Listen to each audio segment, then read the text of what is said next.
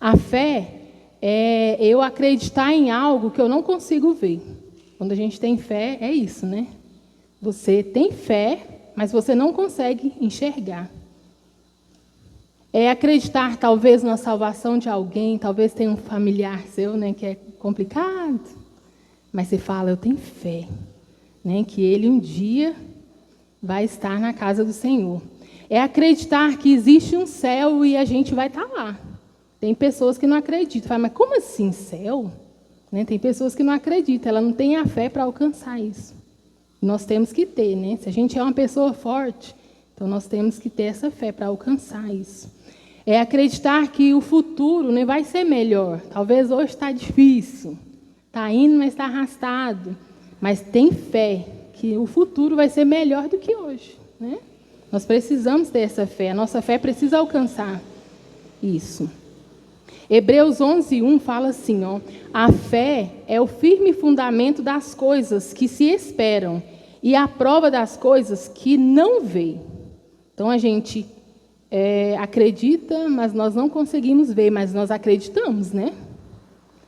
A fé sem obra, fala que a fé sem obra ela é morta. Tiago 2,17. Fala bem assim, ó. A verdadeira fé em Deus deve ser acompanhada por ações. Não basta apenas acreditar. É necessário também agir. Tem pessoas que só ficam nessa, né? Ah, eu tenho fé, eu tenho fé. Só da boca para fora que elas falam que tem fé. E esquece de correr atrás do sonho, né?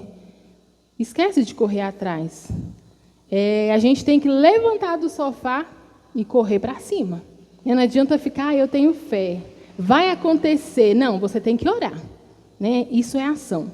Você precisa orar, você precisa agir. Porque não adianta você só falar que tem fé. É fácil, né? Aí seria muito fácil eu falar, eu tenho fé que vai acontecer e no estralar de dedo acontecer. Não é bem assim, né? A palavra é bem clara que fala que a fé sem obras é morta. Então precisa da gente agir. Não adianta só a gente falar que, ai, Deus te abençoe, né? Você tem que dar o que o irmão está precisando. A palavra de Deus, ela fala isso, né? Se a pessoa está precisando de uma roupa, de uma comida, de uma vestimenta, seja de o que for, você não pode só chegar e falar, viu, Samla, Deus vai te abençoar, tá? Fica tranquila. E ela está lá precisando de comer, ou precisando de vestir. Pensa num frio desse, né? Talvez tenha alguém aí precisando de um cobertorzinho, sei lá, de uma blusa de frio, e você tem duas, doa para ela. Então é assim. A gente precisa agir dessa forma. Esse versículo nos mostra que a fé tem que ser acompanhada com ações, né?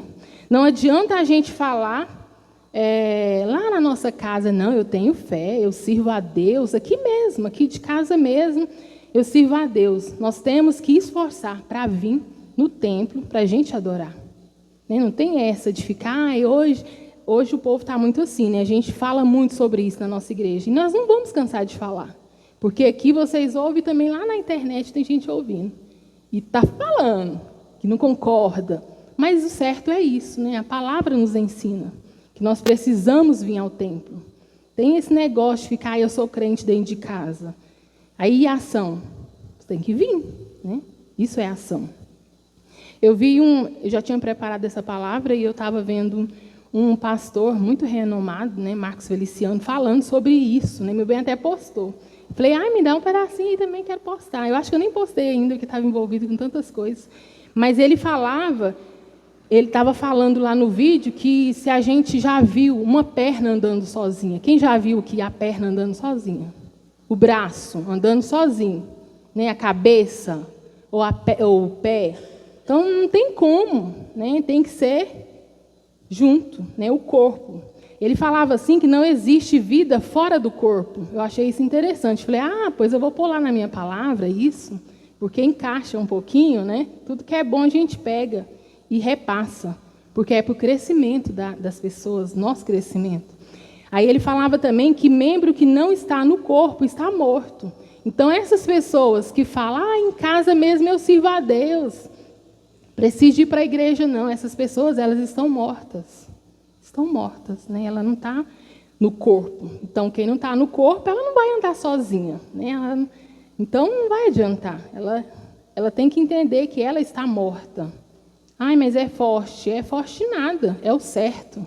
É o certo, né? E a gente tem que falar as coisas certas. Não pode ficar rodeando, agradando as pessoas. Tem que falar porque nós precisamos todos alcançar o céu.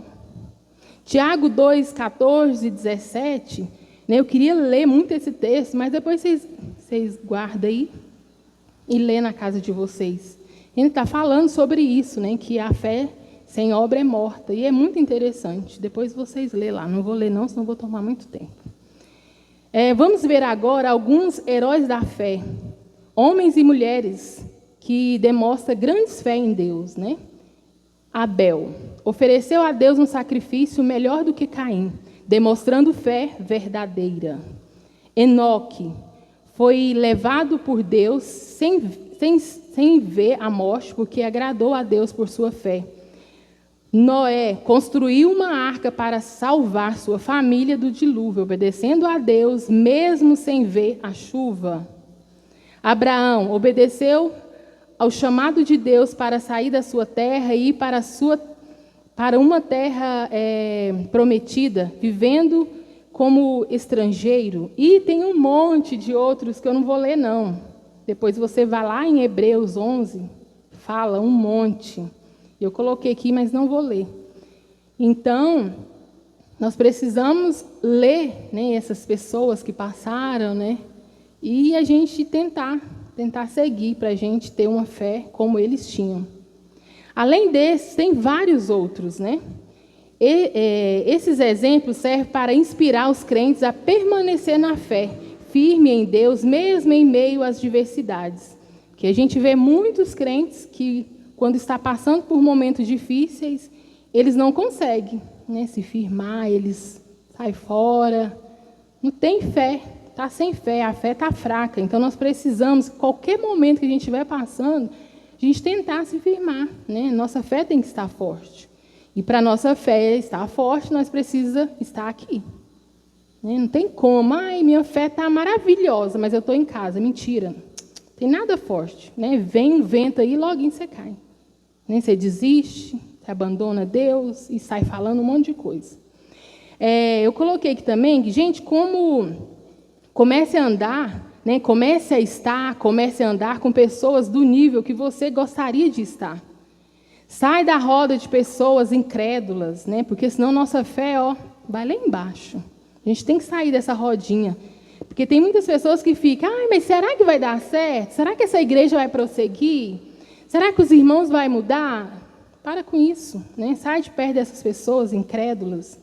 Sai da roda de fofoqueiro, pessoas que gostam de conversar fiado. Como que pode, né? Coisa feia. Sai de perto desse tipo de gente. Sai de perto de pessoas invejosas, não consegue ver o seu sucesso. A gente consegue ver, eu consigo. Eu consigo ver quando a pessoa está com inveja, quando não está gostando de alguma coisa que eu conquistei. Eu consigo ver no olhar dela ou no falar dela. Então sai fora, não vai fazer diferença nenhuma uma pessoa dessa. Para que a gente vai ficar junto com pessoas assim? Para quê? Vai fazer só mal para a gente. Sai de perto de pessoas que sufocam a sua fé. Sorri na sua frente, né? Mas nas suas costas te critica. Critica os seus sonhos, não acredita no que você está sonhando. Fala, será que vai dar certo? Sai de perto desse tipo de gente. Não precisa a gente estar junto com esse tipo de gente. Queridos, vive com pessoas que têm o mesmo nível de fé que você está vivendo. Né? Se a sua fé ainda está pouquinha, então começa a viver com pessoas que estão no nível maior, mas não no nível menor que você, né, na sua fé. Porque senão você vai cair, né? Sua fé vai lá embaixo. Precisamos estar junto de pessoas que estão no nível de fé mais elevado ou igual ao nosso. Amém? O segundo atributo que eu quero falar aqui de uma pessoa forte é a gente ser corajoso, ter coragem. Josué 1:9 fala assim esse versículo. Não fui eu que lhe ordenei, seja forte e corajoso, não se apavore nem desanime, pois o Senhor, seu Deus, está com você, por onde você andar. Quem crê? Então, para que nós vamos ter medo? Né? Se ele está falando que está conosco, o Senhor, ele está conosco. Não podemos ficar com medo, apavorado. Esse texto nos encoraja a enfrentar desafios com confiança e determinação, sabendo que não estamos sozinhos. Em qualquer momento que você estiver passando, seja de alegria ou turbulento, você não está só, né? O Senhor, ele está com você. Amém. Seja forte e corajoso, não temas, pois eu estou contigo. É muito forte, né, gente? Como que você lê um texto desse e fica desanimado? Como que você lê um texto desse e fala, eu estou sozinha, não tem ninguém comigo? Precisa de estar ninguém com você, basta Ele estar. Né? Não precisa você ficar aí pelos cantos choramingando. Começa a ler a palavra de Deus, né, e colocar isso dentro de você, determinar, Deus está comigo, Ele está falando que está comigo, eu não estou sozinha. Então, você vai ver, tudo vai mudar na sua vida. Quando a gente começa a colocar em prática esse texto, aí sim, vamos deixar de desistir no meio do caminho. Quantas pessoas estão desistindo no meio do caminho? Porque não lê a Bíblia. Porque não lê. Porque se você começar a ler e deixar essa palavra descer para o seu coração, você vai se levantar. Amém? Coragem é a capacidade de enfrentar o medo, a dor, o perigo, a incerteza ou a intimidação. Precisamos superar desafios e seguir em frente, mesmo quando as circunstâncias são difíceis. Mesmo quando está tudo turbulento, você precisa seguir em frente. Você não vai estar só. Lembra do texto? Nunca nós estamos sozinhos. Filipenses 4,13. Tudo posso naquele que me fortalece. Tem uma outra versão também muito legal. Com a força de Cristo, com a força que Cristo me dá, posso enfrentar qualquer situação. Olha só, que lindo, né?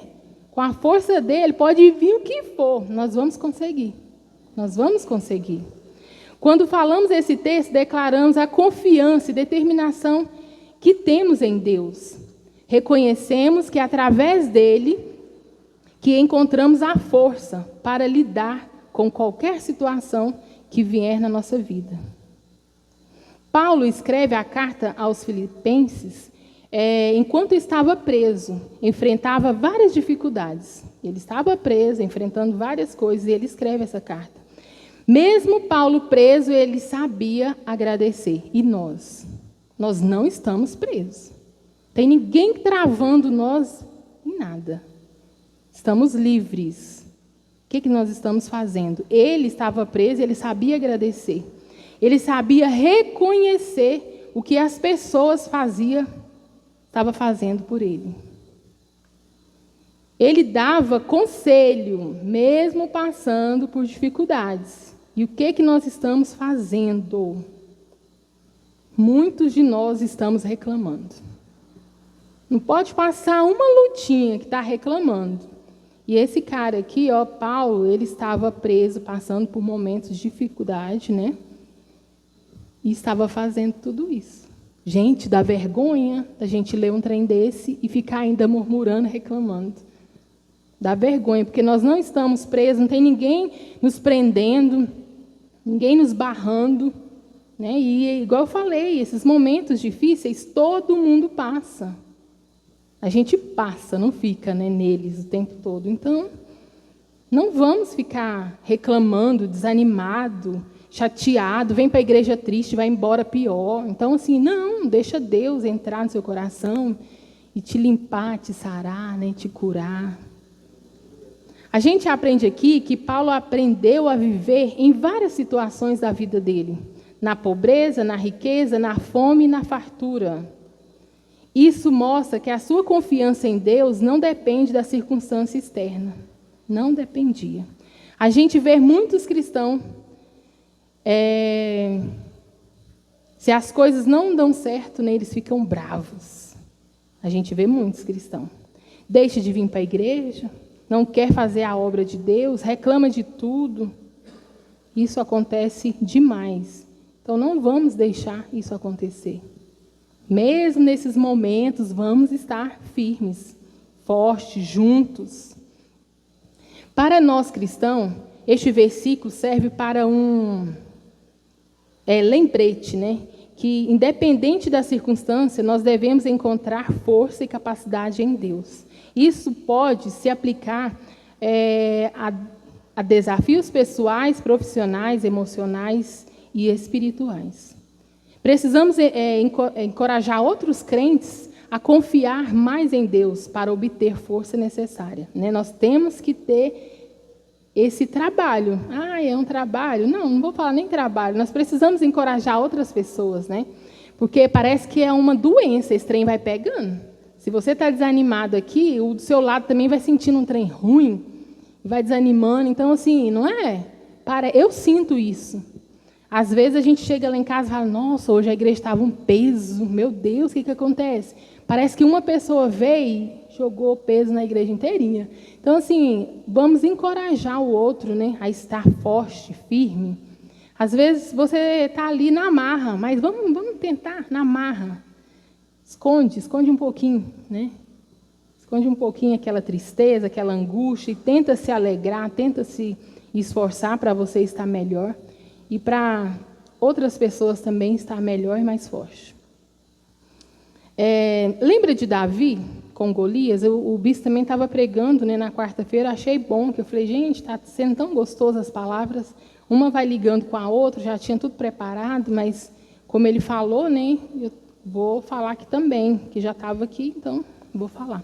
Lembra de Davi com Golias? Davi, um jovem pastor de ovelhas, ele enfrentou o gigante Golias porque confiava em Deus para dar a vitória para ele, né? A coragem de Davi vinha de Deus e não de sua habilidade ou dos recursos, né?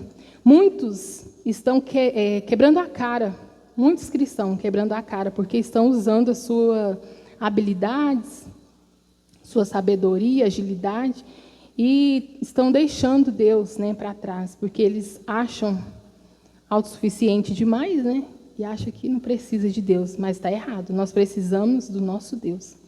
Precisamos aprender a depender de Deus. Davi reconhecia que sua força vinha de Deus. Olha o que ele fala, né, nesse texto aqui, que eu achei também maravilhoso para colocar aqui. Tu vens a mim com espada, lança e escudo, porém eu vou a ti em nome do Senhor dos Exércitos. Né, a confiança que ele tinha em Deus. Achei maravilhoso. Isso mostra a sua dependência, né, de Deus. E não das armas ou armaduras. Só para descontrair com vocês. Vocês já viram aquela pegadinha assim, que aparece uma mulher, uma senhora, e ela pega e fala assim, me ajuda aqui, queria uma ajuda, pedindo ajuda a alguém, né, que estava lá na rua. Aí as pessoas não querem ajudar, né? Aí ela fala, não, me ajuda e tal. Aí eles não querem ajudar. Ela pega e fala, vou chamar meu filho. Aí chega já viu, Simone? Chega um bichão desse tamanhozão, grandão. Aí ela fala, filhinho, vem cá, filhinho. Nós já viu. Aí chega o cara assim, uns hominhos pequenininhos, né? Aí ela fala assim, aqui, eu não quis me ajudar não, não quis ajudar não, minha mãe, né, e tal. Gente, eu acho tão engraçado aquilo, porque, né... às vezes a gente age dessa forma, né? Aí eu achei engraçado também, porque tinha uns pequenininhos lá que eles não arreavam, não. Eu assim, eu encaro você não é 2, não. É grande, mas não é 2, né? Ele falava.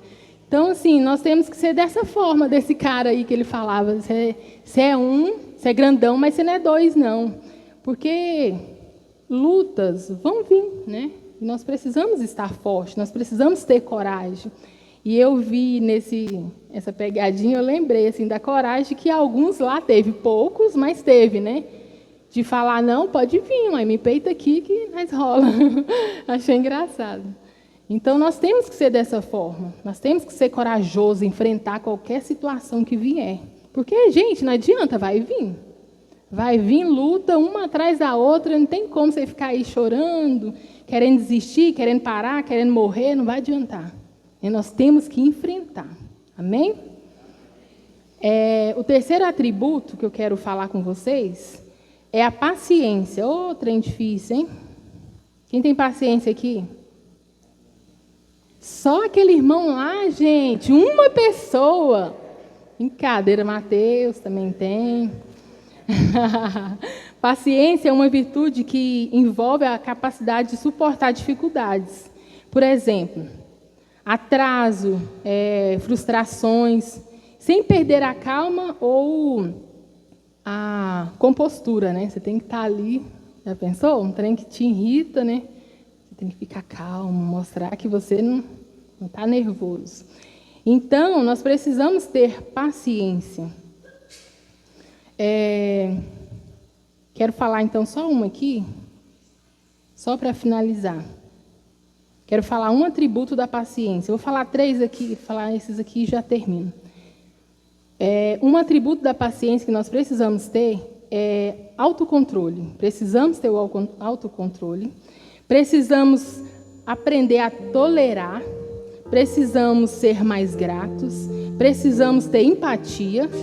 Precisamos ser calmos. Amém? A palavra é pequena, a palavra é grande, mas o tempo é pequeno. Então, nós resumimos aqui e eu agradeço a Deus por essa oportunidade. Creio que alguma coisinha, né, vocês devem ter aprendido aí. Amém?